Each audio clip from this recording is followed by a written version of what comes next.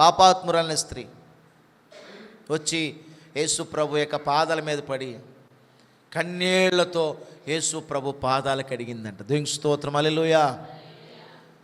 యేసు ప్రభు పాదాలను కడిగి తన తల వెంట్రుకలు తీసుకుని ఆ పాదాలు తుడిచి, ప్రియులరా, ఆ తల వెంట్రుకలు ఆ యొక్క పాదాల మీద అత్తరు పూసి ఆ పాదాలు ఏం చేస్తుంది చెప్పండి? ముద్దు పెట్టుకుంటుందండి. దేవునికి స్తోత్రం, హల్లెలూయా.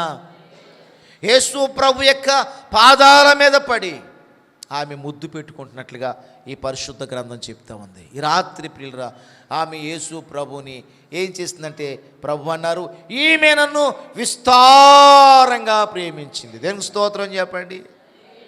ఎలా ప్రేమించిందంటే చెప్పండి? విస్తారంగా ప్రేమించింది.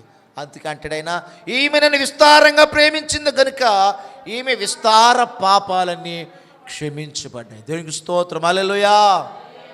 ఏమండి, యేసు ప్రభుని ప్రేమిస్తే నష్టమా లాభమా? అమ్మా చెప్పాలాగు.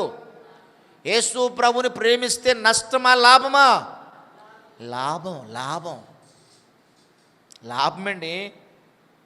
యేసు ప్రభుని ఎంతగా మనం ప్రేమిస్తామో అంతగా లాభం పొందుకుంటామండి.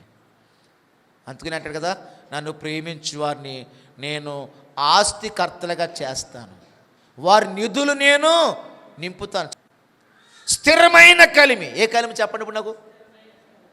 స్థిరమైన కలిమి అంటే ఇందాక మనం మొదటి మూల వచ్చిన చెప్పాం. దావీదు అంటాడు, దేవా నువ్వు ఆశీర్వదిస్తే నా కుటుంబము ఎన్నటెన్నటికీ ఆశీర్వాదంగా ఉంటుంది. అదే స్థిరమైన కలిమి అంటే దేవుని చేత ఒక్కసారి మనం దీవించబడ్డామంటే ఇక మన దీవెని ఎవ్వరూ ఆపడానికి లేదు. దేవుని స్తోత్రం, హల్లెలూయా.